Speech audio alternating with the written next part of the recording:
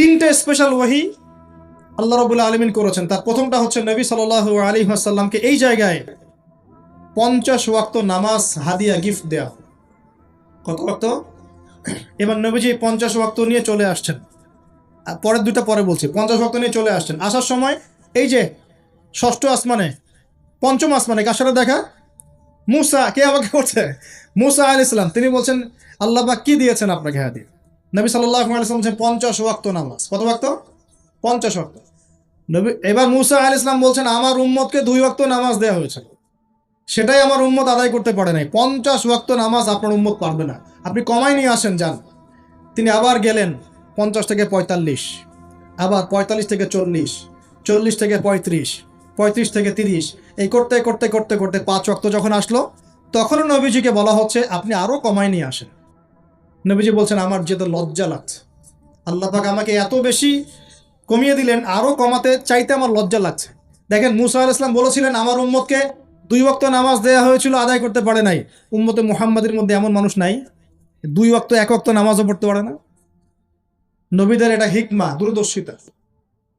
এবার নবী সাল্লাল্লাহু আলাইহি ওয়াসাল্লাম আল্লাহর কাছে গিয়ে আরজি পেশ করছেন। আল্লাহ রাব্বুল আলামিন বলছেন 5 ওয়াক্ত নামাজ আমি দিলাম, কিন্তু 5 ওয়াক্ত যদি তোমার উম্মত আদায় করে 50 ওয়াক্তের নেকি দেওয়া হবে ইনশাআল্লাহ। আরেকটা বেনিফিট তোমার উম্মতের যে কোনো ব্যক্তি যে আমলই করুক না কেন 10 গুণ বাড়ায় নেকি দেওয়া হবে ইনশাআল্লাহ। কিন্তু তোমার উম্মতের কোনো ব্যক্তি যদি গোনা করে তাহলে গোনাকে 10 গুণ বাড়ায় দিব না ইনশাআল্লাহ। গোনা একটাই থাকবে। গোনা কি হবে? একটাই থাকবে। আর নেকির কাজ করলে 10 গুণ বাড়ায় দেওয়া হবে। 1 টাকা দান করছেন 10 টাকার নেকি হবে। 1 রাকাত নামাজ পড়ছেন 10 টাকাতে নেকি হবে। একটা সেজদা করছেন 10টা সেজদার নেকি হবে ইনশাআল্লাহ। কথা বুঝতে পারছেন? এটা হলো একটা গিফট বা হাদিয়া। সেকেন্ড গিফটটা হচ্ছে আল্লাহ রাব্বুল আলামিন নবী সাল্লাল্লাহু আলাইহি ওয়াসাল্লামকে সূরা বাকারার শেষের 2টা বা 3টা আয়াত ওহী করলেন। কয়টা ভাই? শেষের 2টা বা 3টা। লিল্লাহি মা ফিস সামাওয়াতি এখান থেকে ফানসুরনা আলাল কওমিল কাফিরিন পর্যন্ত। এই আয়াতগুলোর ফজিলত সম্পর্কে এসেছে যে রাতের বেলা কেউ যদি এই আয়াতগুলো পড়ে ঘুমায়, সূরা বাকারার শেষের 2টা বা 3টা পড়ে ঘুমায়, সারা রাত তাহাজ্জুদের নেকি পাবে ইনশাআল্লাহ। এবং দৃশ্য অদৃশ্যের কোনো ক্ষতি তার কোনো অনিষ্ট সাধন করতে পারবে না ইনশাআল্লাহ। এই যে সমস্যা হয় ঘুমের মধ্যে, জিনের সমস্যা, জাদুর সমস্যা, বদনজর ইত্যাদি, কোনো রকম প্রবলেম তাকে ফেস করতে হবে না ইনশাআল্লাহ। সূরা বাকারার শেষের কয় আয়াত? কমপক্ষে 2 আয়াত, যদি পারেন 3টা আয়াত পড়বেন। 2টা হাদিয়া হলো। 3 নম্বর হাদিয়াটা আরো বড়। 3 নম্বর হাদিয়া হচ্ছে নবী সাল্লাল্লাহু আলাইহি ওয়াসাল্লামকে আল্লাহ পাক বললেন তোমার উম্মতের, একটু গৌর করে শোনেন, তোমার উম্মতের যে কোনো ব্যক্তি যত পাপই করুক না কেন, যদি আমার সাথে শিরকের পাপ না করে, শিরকের পাপ ছাড়া আমার সাথে সাক্ষাৎ করে, আসমান জমিন সমানও যদি পাপ করে, আমি আল্লাহ তার সামনে আসমান জমিন সমান ক্ষমা নিয়ে হাজির হব ইনশাআল্লাহ। এই উম্মতের যে কোনো ব্যক্তি খালি লা ইলাহা ইল্লাল্লাহ মুখ দিয়ে পড়েছে, ইসলামের সামনে আত্মসমর্পণ করেছে এবং শিরক মুক্ত আমল করেছে, বেদাত মুক্ত আমল করেছে, ঠিক আছে, তার যত বড় বড় পাপই থাকুক না কেন ইনশাআল্লাহ আল্লাহ পাক কোনো না কোনো ওসিলায় সেই পাপ মাফ করে দেবেন ইনশাআল্লাহ। এটা একদম লিখিত হয়ে গেছে। জান্নাতীদের 120 কাতার হবে। এই 120 কাতার মানুষের মধ্যে 80 কাতার হবে উম্মতে মুহাম্মাদের মধ্যে। আমরা কি শিরক মুক্ত আমল করতে পারবো না ভাই? সাহাবীরা অবাক হয়ে বলছেন যদি সে চুরি করে, যদি সে জেনা করে, নবীজি বলছেন যদি সে চুরিও করে, যদি সে জেনাও করে, তবুও তাওহীদ ঠিক থাকলে জান্নাতে চলে যাবে। এখন কি তাওহীদ ঠিক করে চুরি করা শুরু করব? তাওহীদ ঠিক করে কি জেনা করা শুরু করব? এখানে আল্লাহ পাকের তাওহীদের গুরুত্ব বোঝানো হয়েছে। আর যে ব্যক্তি প্রকৃত তাওহীদে থাকবে সে কি জেনা করতে পারবে? আল্লাহ পাক আমাদের সবাইকে 3টা হাদিয়া গ্রহণ করার তৌফিক দান করুন। আমার সাথে বলেন 50 ওয়াক্ত নামাজ মানে 5 ওয়াক্তই। 5 ওয়াক্ত মানেই 50 ওয়াক্ত। 1 ওয়াক্ত পড়ছি মানে 5 ওয়াক্ত পড়ছি। 1 ওয়াক্ত পড়ছি মানে 10 ওয়াক্ত পড়ছি। 1 ওয়াক্ত পড়ছি মানে 10 ওয়াক্ত পড়ছি। আমরা কিন্তু 50 ওয়াক্তের নেকিই পাচ্ছি ইনশাআল্লাহ। আমরা সবাই 5 ওয়াক্ত নামাজের হেফাজত করতে পারবো তো ইনশাআল্লাহ? আল্লাহ পাক তৌফিক এনায়েত করুন, আমিন। আমরা কি সূরা বাকারার শেষের আয়াতগুলো মুখস্থ করতে পারবো ইনশাআল্লাহ? প্রত্যেক রাতে আমল করবো তো ইনশাআল্লাহ? আর শিরক মুক্ত আমল করার চেষ্টা করবো ইনশাআল্লাহ। একটা বই পড়বেন কিতাবুত তাওহীদ, শিরক সম্পর্কে জানতে পারবেন ইনশাআল্লাহ। আল্লাহ পাক তৌফিক দান করুন। এবার নবীজি আসছেন, একটু শেষের দিকে মনোযোগ দেন, মনোযোগ হারান না, আর কিছু কথা বাকি আছে। নবীজি এবার আসছেন, আসার সময় তাকে জান্নাত জাহান্নাম দেখানো হয়েছে। কি দেখানো হয়েছে? জান্নাত এবং জাহান্নাম। নবীজি বলছেন আমি জান্নাতকে দেখলাম। বিশৃঙ্খলা করেন না। আমি জান্নাতকে দেখলাম, জান্নাতকে ঘিরে রাখা হয়েছে কষ্ট, ক্লেশ, এগুলো দিয়ে। মানে জান্নাতটা ঘেরা আছে কষ্ট দিয়ে, মানে জান্নাতে যেতে হলে কষ্ট করতে হবে। ঠিক আছে, ফজরের নামাজ উঠতে কষ্ট হয় না? সুদ ছেড়ে দেবো, এটা কষ্ট লাগতেছে না? কষ্ট হবে। আল্লাহর পথে চলতে হলে কিন্তু কষ্ট হবে। মানুষ ভালো মন্দ বলবে, অনেক সমস্যা। জান্নাতকে ঘেরা হয়েছে কষ্ট দিয়ে, আর জাহান্নামকে ঘেরা হয়েছে প্রবৃত্তির দাসত্ব দিয়ে। মন যাচাই তাই করার নাম প্রবৃত্তি। মন চাচ্ছে মদ খাইলেন, মন চাচ্ছে জেনা করলেন, মন চাচ্ছে সুদ খাইলেন, আর মন যাচাই তা দিয়ে জাহান্নামকে ঘেরা হয়েছে। এবার নবীজি বলছেন, জাহান্নামে আমি উকি মেরে দেখেছি, জাহান্নামে দেখেছি বেশিরভাগ অধিবাসী, জাহান্নামের বেশিরভাগ মানুষ হচ্ছে উম্মতে মুহাম্মাদির নারী জাতি। বলেন নাউজুবিল্লাহ। এই নারী জাতি মানে আমার বোন, আপনার মা, আপনার স্ত্রী, আমার বোন, আমার মা, আমার স্ত্রী, আমাদেরই তো। নারী কি আমাদের বাইরে? কেন তারা জাহান্নামে যাবে? নবীজি বলছেন কয়েকটা কারণ। এক, তারা বেশি বেশি লানত এবং অভিশাপ করে। এক। দুই, তারা এমন কিছু কাপড় পরে শেষ জামানায় বাইরে ঘুরবে যে কাপড়গুলো পরেও তারা নগ্ন থাকবে। দুই, অর্থাৎ বেপরদামির কারণে। তিন, তারা বুক পিঠ চাপড়ায়, প্রলাপ বিলাপ করে, এটা একটা কারণ। চার, তারা স্বামীর সাথে কখনো কখনো কুফরি করে। কেমন? স্বামী সারা জীবন যদি তাদের ভরণ পোষণ ভালোবাসা দিয়ে যায়, কোনো একদিন যদি কোনো সমস্যা সৃষ্টি হয়, বলবে যে সারা জীবন তোমার কাছে কিছুই পাইলাম। এই সব কিছুর ঊর্ধ্বে একটা কারণ আছে, সেটা হলো, শোনেন, তাদের উদ্ধত মস্তকটা আল্লাহ পাকের বিধানের সামনে সহজে অবনত হতে পারে না, চায় না। এগুলো কিন্তু সব মেয়েদের জন্য নয়, উম্মতে মুহাম্মাদির একটা অংশের মেয়েদের জন্য আল্লাহর নবী এইসব কথা বলেছেন। আবার এমনও মেয়ে আছে, শোনেন, এমনও মেয়ে আছে যারা ইমান আমল টিকে রাখার জন্য না খেয়ে থাকতেও রাজি আছে। এমনও মেয়ে আছে, এমনও বহু দিনী মেয়ে আছে আমাদের সমাজে, যারা ইমান আমল ধরে রাখতে চায়, পরিবার তাকে রাখতে দেয় না। ফেরাউনের ঘরে থেকেও একজন মেয়ে জান্নাতে গিয়েছে কি না? গিয়েছে। অতএব আমরাও যে দুধে দেওয়া তুলসী পাতা এমন নই, আমাদের মধ্যে বহু খারাপই আছে। কিন্তু নবীজি এখানে স্পেশালি বলেছেন যে শেষ জামানার মেয়েরা, নিসাউন কাসিয়াতুন আরিয়া, যারা কাপড় পরে নগ্ন থাকবে, মহিলাতুন মামিলাত, যারা অন্যকে আকৃষ্ট করবে, অন্যের দিকে আকৃষ্ট হবে, এরা জান্নাতে যাবে না, জান্নাতের গন্ধও পাবে না।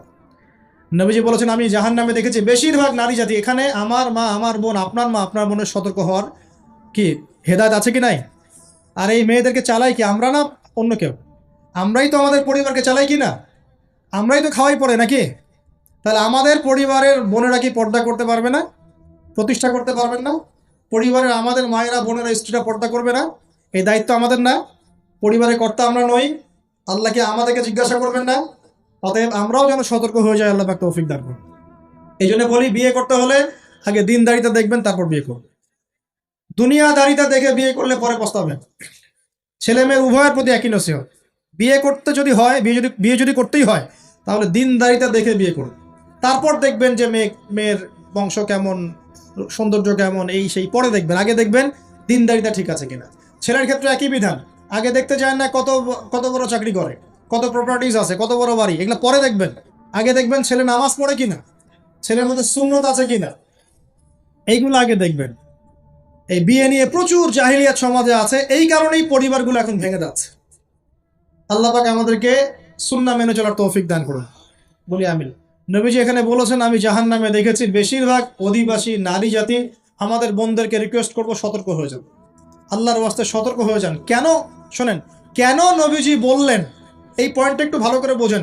কেন নবীজি এই উম্মতের মধ্যে বেশিরভাগ মেয়েকে জাহান্নামী বললেন? আপনি একটু চিন্তা করেন তো, এই উম্মতের মধ্যে কি এমন হয়েছে, এই উম্মতের মেয়েদের সাথে কি এমন হয়েছে যার ফলে মেয়েদেরকে আর ঘরে রাখা যায় না, সব বাইরে চলে আসতেছে? কি হয়েছে এই উম্মতের মেয়েদের সাথে? এই প্রবলেম তো আগে 200-500 বছর আগে ছিল না। 500 বছর আগে আপনি কি কোনো মেয়েকে দেখেছেন আমাদের মেয়েদের মতো বেপর্দায় সারা রাস্তাঘাট, গ্রামগঞ্জ, একদম অফিস আদালত বাজার ঘাট সব ঘুরে বেড়াচ্ছে? দেখেছেন 500 বছর আগে, 300 বছর আগে, 200 বছর আগে? লাস্ট সমসাময়িক সময়ে কি এমন হলো যে মেয়েদেরকে আর ঘরে রাখা যায় না? আমি একটা শব্দ বলে দিই, বাসায় গিয়ে রিসার্চ করবেন, সব বলে দিব না।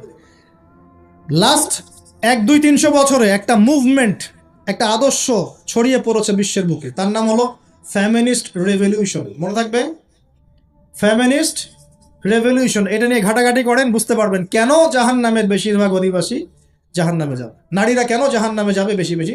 এই মুভমেন্টটা নিয়ে পড়াশোনা করলেই বুঝতে পারবেন। আল্লাহ পাক আমাদেরকে বোঝার তৌফিক দান করুন, অন্তরের চোখ খোলার তৌফিক দান করুন। নবীজি আরো বলছেন, আমি জাহান্নামে গেলাম, জাহান্নাম আমাকে দেখানো হলো, এবং সেখানে আমি একজন ফেরেশতাকে দেখলাম। কি দেখলাম? এই ফেরেশতা আমাকে দেখে হাসে নাই। সবাই মনোযোগ দেন, মেরাজের রাতের সবাই নবী সাল্লাল্লাহু আলাইহি ওয়াসাল্লামের সাথে হাসি মুখে সাক্ষাৎ করেছেন, এই ফেরেশতা বাদ দিয়ে। নবীজি বললেন জিবরাইল আলাইহিস সালামকে, সে এত গম্ভীর কেন, তার চেহারা হাসি নাই কেন? জিবরাইল আলাইহিস সালাম বলছেন, যখন থেকে আল্লাহ পাক তাকে জাহান্নামের দায়িত্ব দিয়েছেন, যেদিন থেকে আল্লাহ পাক এই ফেরেশতাকে জাহান্নামের দায়িত্ব দিয়েছেন, ওই দিন থেকে তার চেহারার হাসি চলে গেছে। আর কিছু বলতে হবে? কেন হাসি চলে গেল? খুশিতে? জাহান্নামে আল্লাহ পাকের আযাব এবং এই আযাবের দায়িত্ব পালন করতে গিয়ে তার চেহারা থেকে হাসি চলে গেছে। নাউযুবিল্লাহ। নবীজি জানালেন তার নাম হচ্ছে মালিক। কি নাম? মালিক। আমরা দোয়া করি আমরা যেন তার সাক্ষাৎ না পাই, আমরা দোয়া করি আমরা যেন তার সাক্ষাৎ না পাই, আমিন। এবার নবী সাল্লাল্লাহু আলাইহি ওয়াসাল্লাম আসছেন, আসার সময় সুঘ্রাণ পাচ্ছেন, সুঘ্রাণ। ও একটা কথা বলি নাই, জান্নাতে তিনি যখন দেখলেন, সেখানে দেখলেন যে এখানে বেশিরভাগ অধিবাসী হচ্ছে এই উম্মতের গরিব মানুষরা। এই উম্মতে কারা?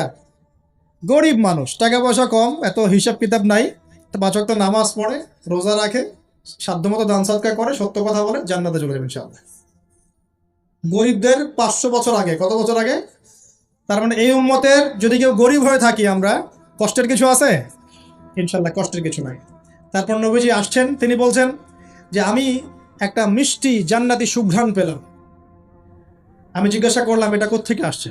তখন জিবরাইল আলাইহিস সালাম বললেন, এই ঘ্রাণ আসছে ফেরাউনের মেয়ের চুল আঁচড়ে দিত একজন দাসী, হঠাৎ একদিন চিরুনি পড়ে গেল হাত থেকে, সে বিসমিল্লাহ বলে চিরুনি উঠিয়েছে, আর দাসী শুনে নিয়েছে বিসমিল্লাহ মানে। বিসমিল্লাহ মানে কি? আল্লাহর নামে মানে কি? তোমার কি ফেরাউন আমার বাবা ছাড়া আরো কোনো ইলাহ আছে নাকি? তখন সেই মহিলা বলেছিল, হ্যাঁ, আমি এক আল্লাহর ইবাদত করি, ফেরাউনেরও রব হচ্ছে আমার আল্লাহ। এই অপরাধে তাকে ফেরাউন বড় আগুনের কুণ্ডলি খুঁড়ে তাকে ওখানে নামিয়ে দিয়েছিল, এবং তার 3টা কি 4টা বাচ্চা ছিল, এই সব বাচ্চাগুলোকে তার চোখের সামনে পুড়িয়ে মেরেছে।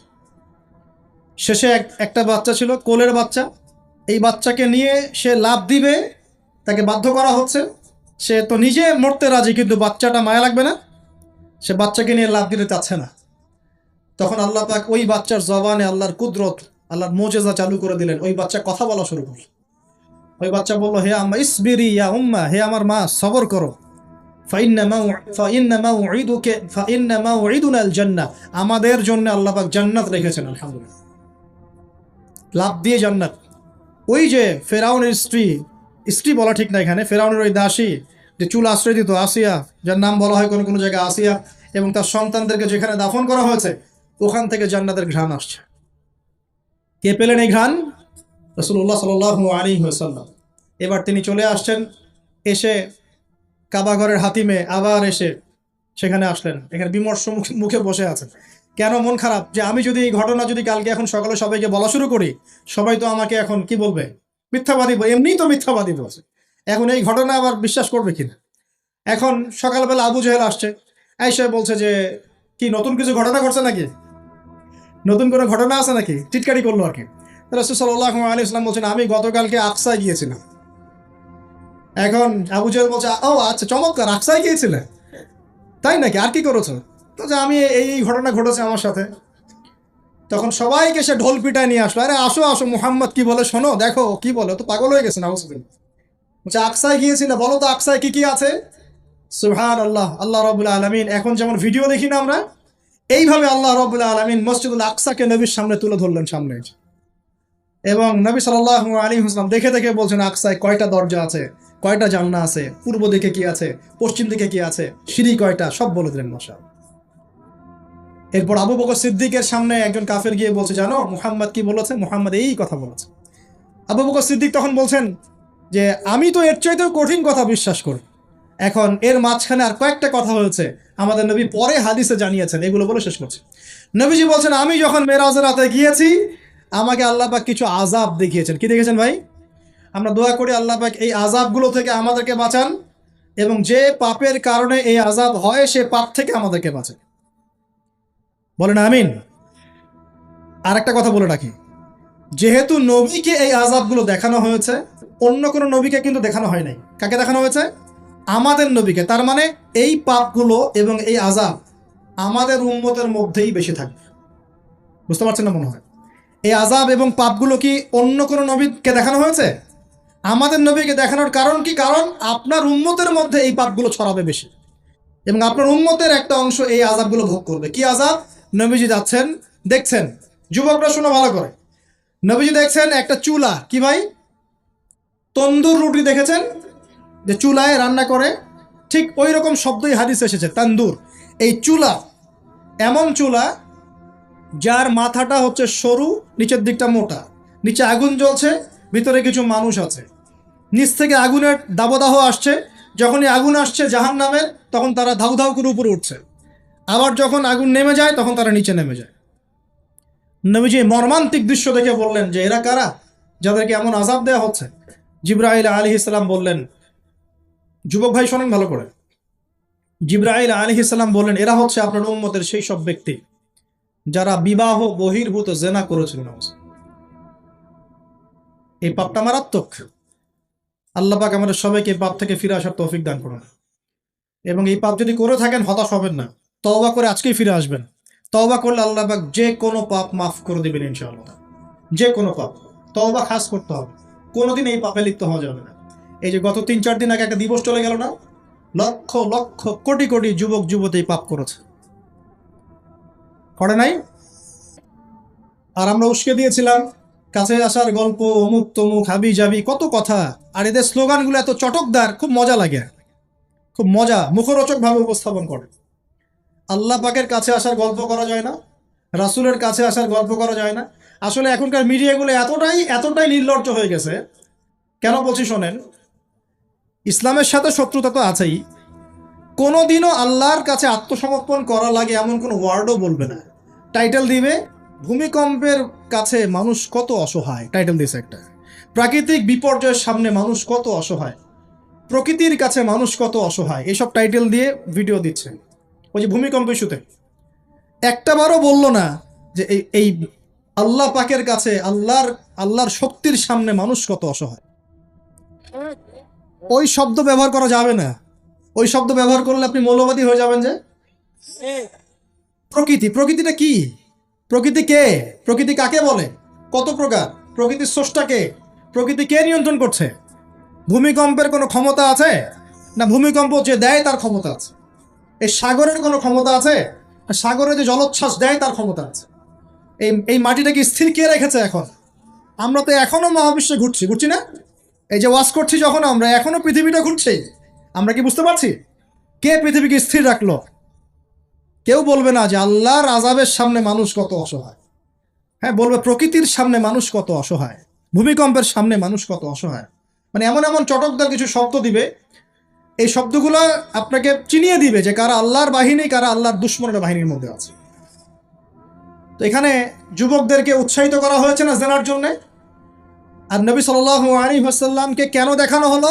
কারণ তার উম্মতের মধ্যে জেনার পাপ ছড়িয়ে পড়বে বেশি। কিসের মধ্যে? চুলার মধ্যে শাস্তি দেওয়া হচ্ছে, চুলায় শাস্তি দেওয়া হচ্ছে। নবীজি বলছেন তাদের ভিতর থেকে এত দুর্গন্ধ বের হচ্ছিল যেন মনে হচ্ছিল যে কোনো পাবলিক টয়লেটের পাশ দিয়ে আমরা যাচ্ছিলাম। প্রিয় ভাই, আল্লাহর ওয়াস্তে জেনার ধার কাছেও যায় না। আল্লাহ পাক বলেছেন ওয়ালা তাকরাবু জিনা, জেনার কাছেও যেও না। তো এক নাম্বার শাস্তি কি দেখেছেন নবী সাল্লাল্লাহু আলাইহি ওয়াসাল্লাম? কিসের শাস্তি? তন্দুর চুলার মধ্যে আগুনের শাস্তি। কিসের পাপের কারণে? বলেন, জেনা। এই উম্মতে মুহাম্মাদের মধ্যে জেনা ছড়িয়ে পড়েছে কিনা? এখন আমরা কি এই স্রোতে গা ভাসাবো না দূরে থাকবো? আমরা হালাল উপার্জনের সোর্স তৈরি করব, পরে হালাল বিয়ে করবো ইনশাআল্লাহ। হালাল উপার্জনের মাধ্যম তৈরি করবেন, পরে বিয়ে করবেন ইনশাআল্লাহ। বিয়ের আগে কোনো পীড়িত নাই, সব পীড়িত বিয়ের পরে ইনশাআল্লাহ। পারা যাবে ইনশাআল্লাহ। আর সব আগে ভাগে খেয়ে শেষ করে ফেললে পরে খাবেন কি? তাই না বিষয়টা? আচ্ছা, এবার সামনে যাই। নবী সাল্লাল্লাহু আলাইহি ওয়াসাল্লাম সামনে গেলেন, গিয়ে দেখলেন, এবার দেখেন, এবার দেখলেন কিছু মানুষ বসে আছে। কিছু মানুষ বসে আছে, সামনে আছে টাটকা তরতাজা গোশত, একদম ধোঁয়া উঠতেছে, একদম মনে করেন ওই কালা ভুনার মতো। আর পাশে রাখা আছে পচা, নোংরা, আবর্জনাময় গোশত। এই মানুষগুলো ভালো গোশত খাচ্ছে না, এই মানুষগুলো এই পচা গোশতগুলোই খাচ্ছে, দুর্গন্ধযুক্ত। নবীজি বললেন, এরা কারা? নবী সাল্লাল্লাহু আলাইহি ওয়াসাল্লামকে বলা হচ্ছে, এরা আপনার উম্মতের সেই সব ব্যক্তি যারা বিবাহিত, ভালো করে শোনেন, এরা আপনার উম্মতের সেই সব ব্যক্তি যারা বিবাহ বহির্ভূত সম্পর্ক করেছে। মানে বিয়ে করার পরেও, বাসায় স্ত্রী থাকার পরেও বাইরে জেনা করেছে, বাসায় স্বামী থাকার পরেও বাইরে জেনা করেছে। এখন আমাকে বলেন তো, উম্মতে মুহাম্মাদের মধ্যে সমকালীন সময় এই ফিতনাটা ছড়িয়ে পড়ে নাই? পরকীয়া ছড়িয়ে পড়ে নাই? এটা হলো পরকীয়ার স্পেশাল শাস্তি। কারণ পবিত্র হালাল ফ্রেশ জিনিস ওদের ঘরে ছিল, খাইতে ভালো লাগে না, ওদের ওই নোংরা পচা জিনিস খেতে ভালো লেগেছে। আল্লাহ পাক কিয়ামতের মাঠেও ওই, এবং বারজাখের জীবনেও ওই একই একই শাস্তি দিবেন ইনশাআল্লাহ।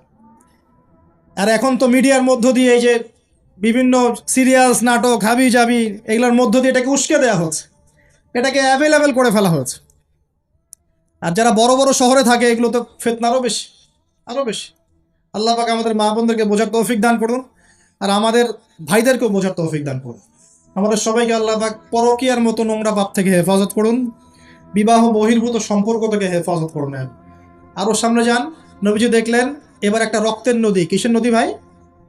প্রশ্ন করব কেন রক্তের নদী, উত্তর দিতে হবে। ওই রক্তের নদীতে আল্লাহ পাক কিছু মানুষকে রেখেছেন, ফেরেশতারা পাথর দিয়ে তাদের মাথা ফাটিয়ে দিচ্ছে, পাথর ছিটকে অন্য জায়গায় চলে যাচ্ছে, পাথর নিয়ে আসার মুহূর্তের মধ্যেই মাথা আবার জোড়া লেগে যাচ্ছে, আবার পাথর দিয়ে মাথা ফাটিয়ে দেওয়া হচ্ছে, আবার পাথর ছিটকে চলে যাচ্ছে। নবীজি জিজ্ঞাসা করলেন, এরা কারা যাদেরকে শাস্তি দেওয়া হচ্ছে? নবী সাল্লাল্লাহু আলাইহি ওয়াসাল্লামকে জিবরাইল আলাইহিস সালাম বললেন, এরা আপনার উম্মতের সেই সব ব্যক্তি যারা সুদখোর ছিল। কি ছিল? এখন বলেন রক্তের নদী কেন? বলেন, উত্তর দেন দেখি, কে বলতে পারবেন? বিসমিল্লাহ।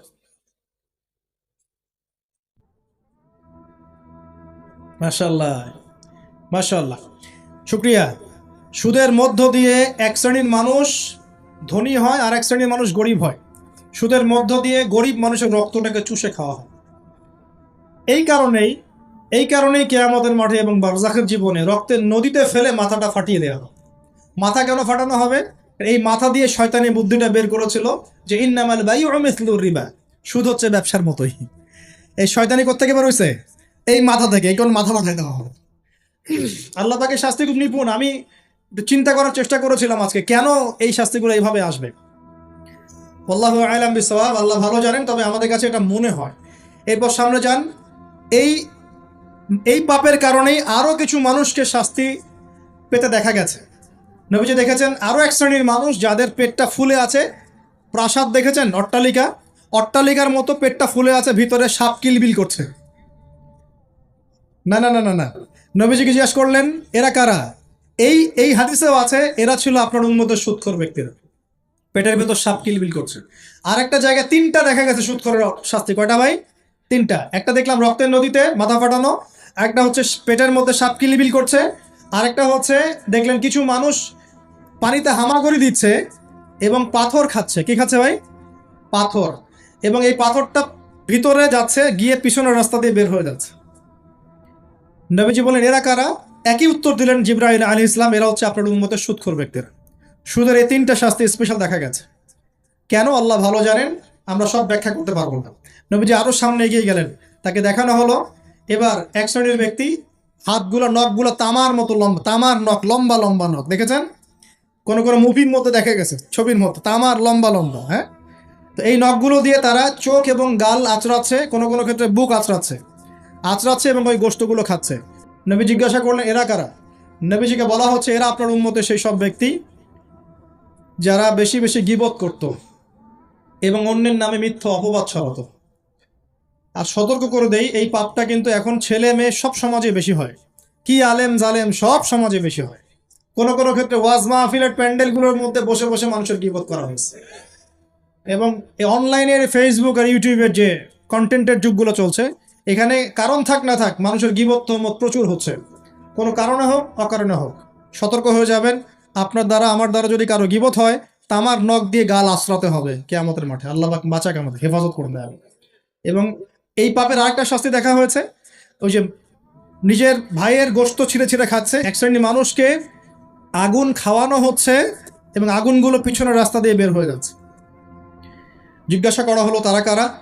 নবীজিকে বলা হচ্ছে এরা আপনার উম্মতের সেই সব ব্যক্তি যারা এতিমের মাল ভক্ষণ করত, এতিমের মাল অন্যায়ভাবে ভক্ষণ করে খেয়ে ফেলতো। আছে কি নাই সমাজের মধ্যে? নবীজি আরো সামনে গেলেন, দেখলেন এক শ্রেণীর মানুষ কাঁধে অনেক বোঝা, বোঝাগুলো হালকা করার বদৌলতে উল্টা তারা বোঝা হালকা না করে আরো কিছু বোঝা ঘাড়ে নিচ্ছে, লাকড়ির বোঝা ঘাড়ে নিয়ে পথ চলার চেষ্টা করছে, কিন্তু পথ চলতে পারছে না। নবীজি বলেন এরা তো অদ্ভুত, এরা তো চাইলে বোঝা হালকা করে চলতে পারত, বোঝা আরো নিয়ে চলছে কেন? নবীজিকে বলা হচ্ছে এরা আপনার মধ্যে সেই সব ব্যক্তি যারা দায়িত্ব যতটুকু নিয়েছিল অতটুকু তো পালন করতে পারতোই না, আরো দায়িত্ব চেয়ে নিত মানুষের কাছে। দায়িত্ব চেয়ে নেওয়ার সংস্কৃতি চলছে না এখন। যোগ্যতা থাক আর না থাক, মানুষ দায়িত্ব চাচ্ছে না। দায়িত্ব না দিলে লাভ করে, যোগ্যতা থাক না থাক মানুষকে দায়িত্ব চেয়ে নিচ্ছে কিনা। দায়িত্ব নেওয়াটা বড় কথা নয়, পালন করাটা বড় কথা। না করতে পারলে এই শাস্তি ভোগ করতে হবে। আল্লাহ পাক আমাদের সবাইকে হেফাজত করুন, আমিন। এবার সামনে গেলেন, দেখলেন এবার তো মুশকিল। সামনে গিয়ে দেখলেন এক শ্রেণীর মানুষ, এক শ্রেণীর মানুষ, কয়েকটা মানুষ না, এক শ্রেণীর মানুষ যাদের জিহ্বাগুলোকে, ঠোঁট আর জিহ্বাগুলোকে আগুনের কেচি দিয়ে কেটে ফেলা হচ্ছে। নবীজি বললেন এরা কারা? রাসূল সাল্লাল্লাহু আলাইহি ওয়াসাল্লামকে বলা হচ্ছে এরা আপনার উম্মতের সেই সব ব্যক্তি যারা ছিল ওয়ায়েজ বক্তা, আলেম ওয়ায়েজ বক্তা, যারা মানুষের সামনে দ্বীনের কথা বলতো কিন্তু নিজেরাই সেই দ্বীনের প্রতি আমল করত।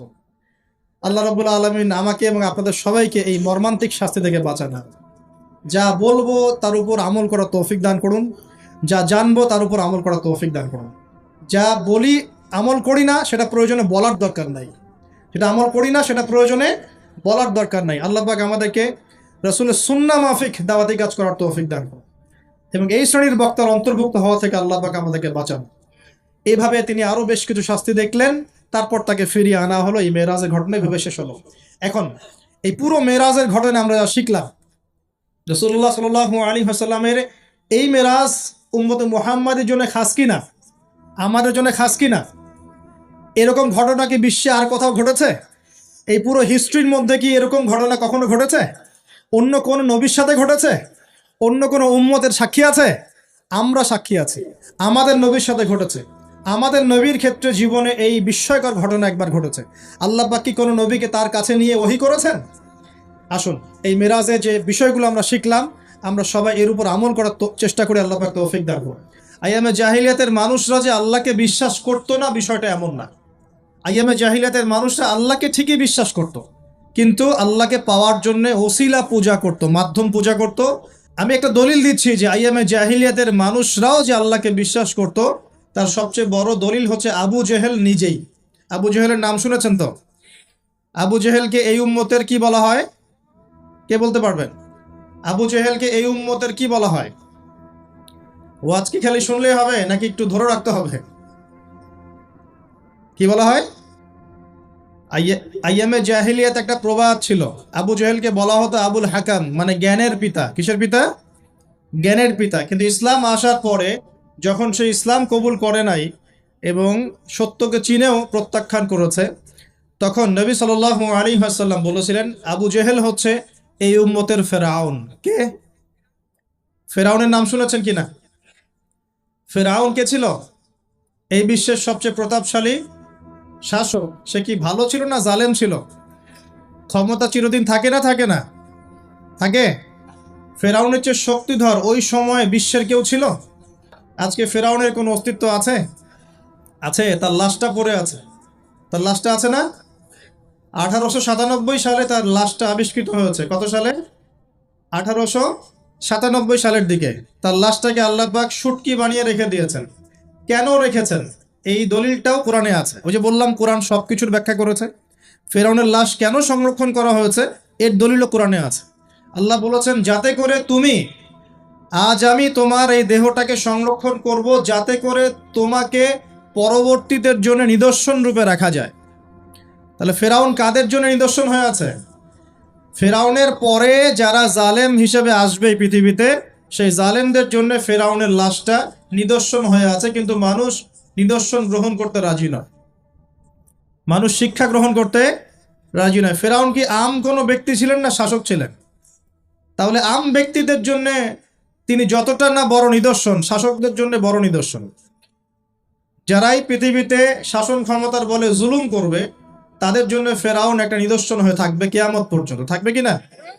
লিতাকুনা লিমান খালফাকা আয়াহ, আল্লাহ বলেছেন যাতে করে তুমি পরবর্তীদের জন্য নিদর্শন হতে পারো, এই কারণে তোমার লাশটাকে আমি সংরক্ষণ করেছি। আল্লাহ পাক এটাও বলেছেন, কিন্তু বেশিরভাগ মানুষই আমার নিদর্শন সম্পর্কে গাফেল। বাস্তবতা তাই নয় কি? আচ্ছা, এখন ফেরাউনদের মতো বড় বড় জালেম নাই সারা বিশ্বে, তাদের জন্য নিদর্শন না শিক্ষা না? এটা শিক্ষা। দেখুন, আবু জেহেলকেও এই উম্মতের ফেরাউন বলা হতো। কেন? কারণ সে সত্যকে চিনেও প্রত্যাখ্যান করেছে। তাকে বদরের যুদ্ধে হত্যা করা হয়েছে, দুইজন ছোট ছোট কিশোর তাকে হত্যা করেছেন, দুইজন মুয়াজ। দুইজন কি? এই মুয়াজ নাম জানতেন? মুয়াজ নাম বরকতময় নাম। দুই মুয়াজ, সিরাতের গ্রন্থ পড়ে দেখবেন, আর রাহিকুল মাখতুম।